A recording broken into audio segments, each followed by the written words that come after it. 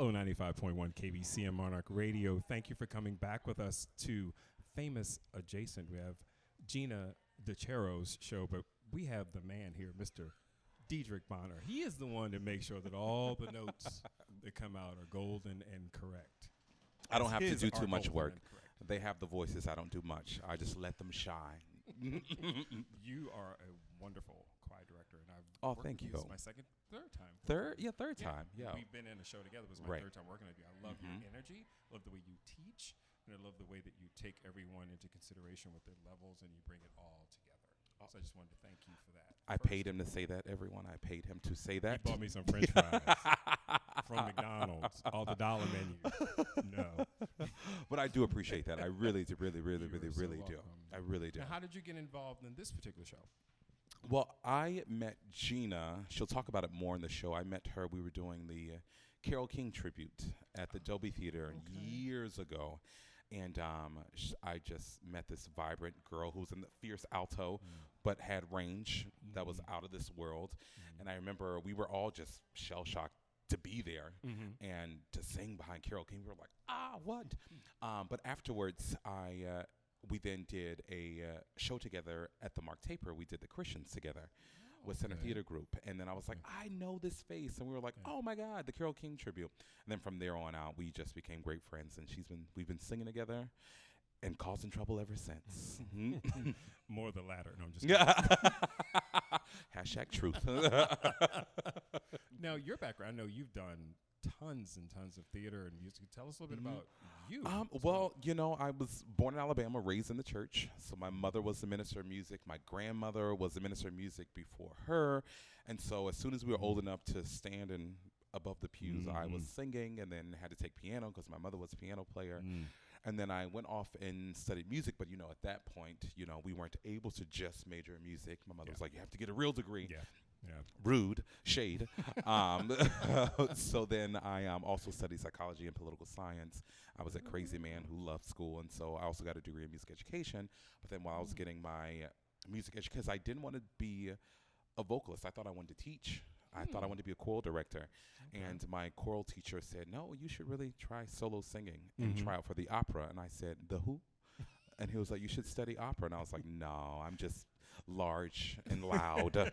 I don't need to be singing opera. And then I remember the show they were doing was Les Noces de Figaro, the Marriage of Figaro.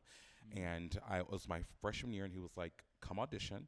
I auditioned, just never done an operatic audition. Ended up getting the role of Antonio, which is the gardener to the countess in the show.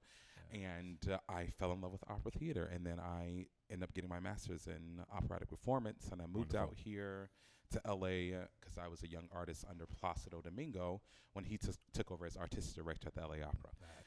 That's what got me out here to LA. That's super amazing. I knew none of this about you, so right now I'm like trying to keep it together because we're on camera as well as we're on radio. And I'm like, what? Because I really want to go like 3 octaves up and go, what? But we're going to keep it here. But that's what it's wonderful. It's amazing. That's what Off-camera actually got me to LA. I'll take my shoe and hit you with off-camera. The good old staple, the throwing of the shoe. Folks don't know, but they'll learn. They'll learn. Absolutely. So, what's in the future for you? What's going on right now? Well, right now I've been workshopping a new show for Disney that we just opened this past weekend. Okay. 2 weekends ago. And then I'm also I love writing. I love composing. I love writing songs. And so I'm right now working on 2 Netflix Christmas movies that are going to come out this up and coming year, where you'll see me in it, and also all the music I'm doing with my good friend Sean Murray. That's amazing. So that's my summer wonderful. as of now. So so where can everybody find you and stay up on everything? All Instagram is all the same. Just Dedrick Bonner is across all platforms: Facebook, Instagram, Twitter, all of that. Just my first and last name, Dedrick Bonner. I'm wonderful. Very simple. Now you always bring people together, and you always do it and make it a happy time. But there's some people when they go through that situation when you're singing, or you get some music directors, or get in some situations, it's kind of miserable because it could be different pressures, or the people, or they don't find a way to communicate with the singers, which you do in every way and with everyone.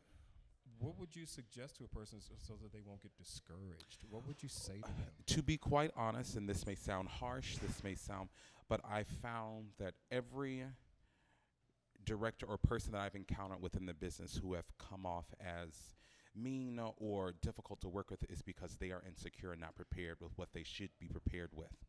The reason we can have fun is because I make sure that I prepare and go above and beyond to make sure that the people I'm working with are prepared, so we can just have fun, because life is meant to be enjoyed and music is meant to be enjoyed. We have a duty as musicians and as entertainers to take people on a journey and take them away from the day-to-day struggles that we may not know people will be facing. And I make it a point that every time we get the opportunity to open these voices that God bless us with, that is the best and funnest time that we've ever had.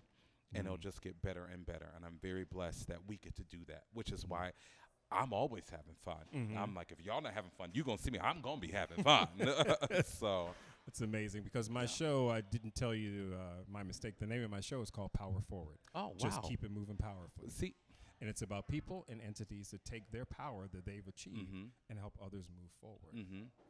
Wow. And you just hit it right there on the head. I would love if you have time to actually come on my show and Yeah, do a I would segment love to. with me. Yes, at I would one love point, to. And then we could talk about your endeavors, and we'll also talk about all the little intricacies that got you there, and things that you had to overcome to get you there, and how you passed it on, as you're passing it on to us right now. Absolutely. Yeah. I'd be honored. Awesome. Truly. Truly. Thank you so much. I know my we got stuff to do. Thank you. I know you got to get us all together for our last minute. Yeah. Thank you for coming on and They're talking together with already. us. Of course. And let's have a great concert. Yes. I'm excited. Tune in. It's going to be great. Yes. Thank you, 95.1 KBCM. This is G-Tap, and we will see you after the show.